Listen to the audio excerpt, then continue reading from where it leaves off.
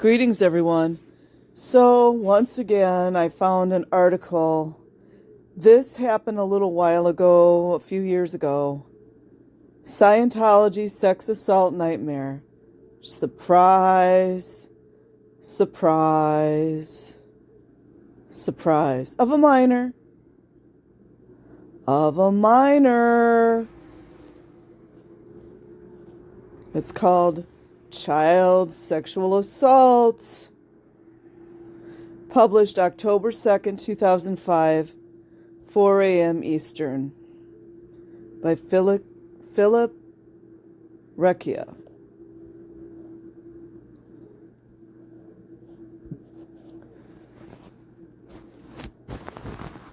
Former Scientology staffer is breaking her silence about being sexually assaulted 100 times at ages 16 and 17 by the church supervisor.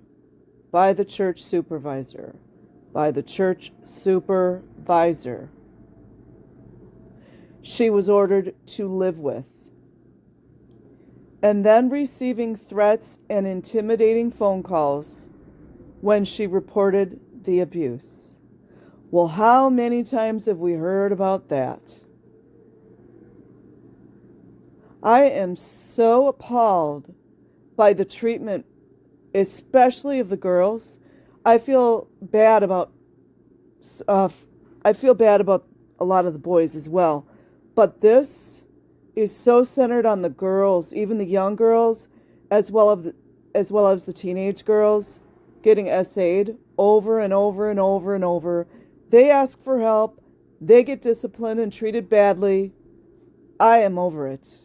I am so over it. 5 years ago, Gabriel Williams, then a 27-year-old chief supervisor at the Church of Scientology in Mountain View, California. By most standards, that's called rape. Just saying. Of a minor, by the way. Which, see what happens when the parents aren't around? Forced then 16-year-old Jennifer Stewart to have intercourse with him on the first evening she moved in. No, that's rape. I don't even like how that's worded. According to her statements in court records, forcing to have sexual intercourse is rape. So let's not flower up the language. After Williams was charged with rape and sodomy of a minor, and later convicted of sexual battery and sodomy, Stewart's family endured death threats, stalkers, and other harassment. Fair gaming.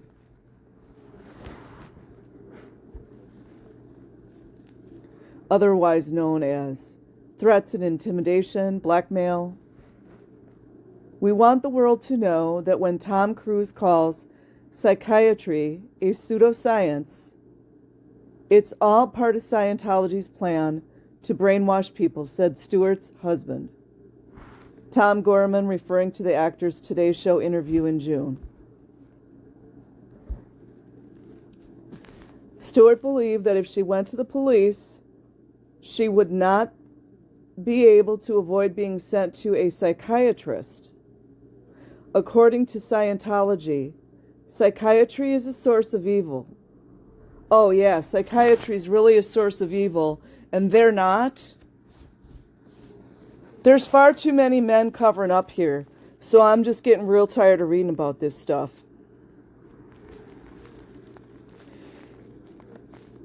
In a related civil suit brought by Stewart against Williams and the church, she recently received, as part of the settlement, a generous monetary resolution, said her attorney.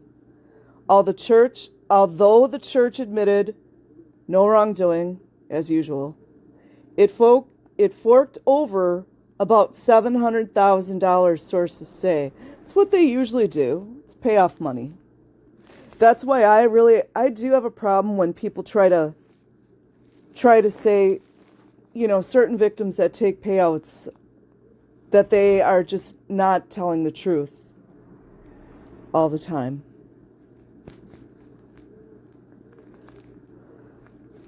Stewart's ordeal began in 2000 when she became a supervisor under Williams at the church in the San Francisco area, where she and Gorman were raised as Scientologists. She had come to know Williams as someone who made lots of overt sexual comments about women, she says. Yes, that's because this environment, it encourages, it's a breeding ground for this. Okay, I want to also touch on Stewart's ordeal began in 2000 when she became a supervisor. Okay, so she apparently was a supervisor. Williams was a supervisor. So there again, working minors in writing.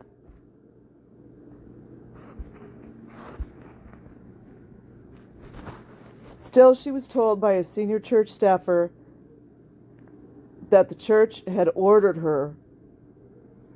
Anybody listening? FBI, Department of Justice, this fake religion, had ordered her to work from 9 a.m. to 9 p.m. and to live with Williams and his fiancée at their San Jose flat, which was closer to the church than her home. They don't have homes. Mind you, they're talking about a 16-year-old here. They really glossed over a lot of stuff. Making carpooling easier, she says. They really glossed over a lot here.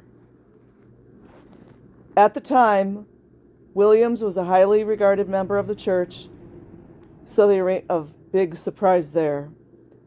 So the arrangement seemed safe. That's never safe. Kind of common sense people have, said her father. Nobody seems to have any common sense as far as the adults in Scientology. And there's like a million excuses given. Michael Stewart, according to court documents, the church said, it refutes any order by management instructing the victim to stay with Williams. Sounds like a job, doesn't it? Management, working, really sounds like a job, doesn't it? After Williams assaulted Stewart the first night, he did so again the next, telling her, "I'll kill you if you say anything," according to the police report. I don't know what this police report is about here. I thought they were not allowed to talk to police. Maybe she was a member of the public. I don't know. Real fishy. Williams told me everything that was happening was my fault because I'd been evil in a past life. There we go again. Said Stewart, if I told anyone, I'd be sent to a psych and be taken away from my family. Typical blackmailing the victims. It's always the same with these vile scum.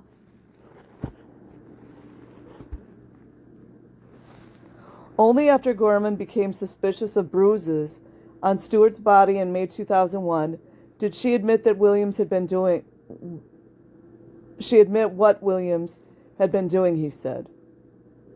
You just sent your young daughter, beautiful daughter, straight into the hands of a predator.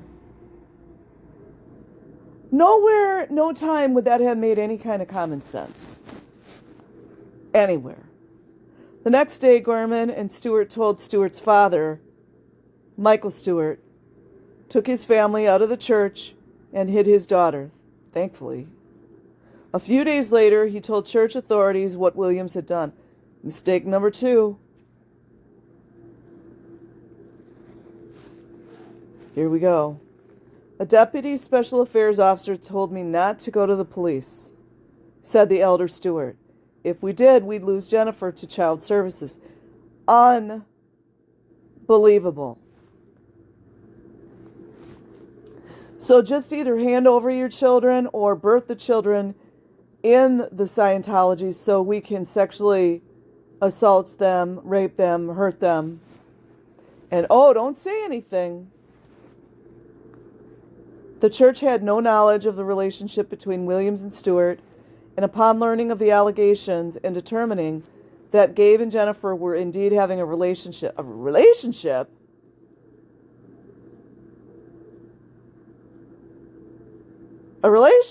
That's not a relationship. Gabe was immediately fired. Oh, I thought everybody was a volunteer. I sure am mixed up, aren't I? Said Jeff Quiros, president of the Church of Scientology, San Francisco. Everybody's reporting to work. We've got supervisors and everything, but everybody's volunteering. Did I miss something? Quiros sent the post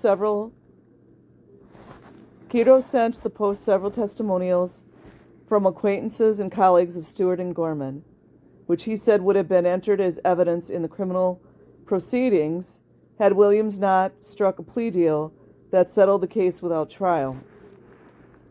Sounds like cleanup work to me. Elliot Abelson, an attorney for Quiros' church, emphasized that the church never knew about Williams' behavior. Oh, you mean the out 2D that they call the RAPE word? You mean that behavior, the RAP, that everybody calls out 2D? That Williams was fired within a day. Fired? Okay, I'm not going to go on about it. You guys get it. Williams was fired within a day of them finding out about the allegations, and that there have been no other such cases within the church. It must be a miracle, huh? Michael Stewart finally went to the cops on his daughter's 18th birthday, when the fear of losing her to the state no longer loomed. Wow. More than a year after his last assault on Stewart, Williams was arrested in Florida in 2002 by a San Jose detective, according to the DA in the case. Guess they didn't do a lot of safe pointing there, huh? While Williams was waiting for his criminal case to be heard, Stewart, who married Gorman in 2020... Oh, I got it mixed up. Sorry, guys. Stewart, who married Gorman in 2002 and now lives with his family in San Francisco, what a great guy he is, huh? Filed a civil suit against him and the church. Oh. That was when the threats began, they say. On one occasion, a man phoned Gorman's father and said, SPs don't live long. Your son and his wife Jennifer will be dead soon, according to a police report. This is getting a little confusing. Okay, so I'm just going to continue because there's a lot going on here. Who else would use the term SP, said the younger Gorman. Such incidents continued up until 3 months ago, he says. After doing about 8 months in jail, Williams was released last year. Now on I can't talk. Now on probation, he lives in Clear Lake Oaks, California, with his wife and 2 kids. After repeatedly R-ing this girl, a minor, by the way, starting to think we need a different kind of justice in this country. I paid my debt to society in this matter, and I was not found liable in the civil action, Williams said through his attorney. You guys, you already know where I stand. I'm just irritated reading this. Obviously, our justice systems are not working. That's all I'm going to say. Peace.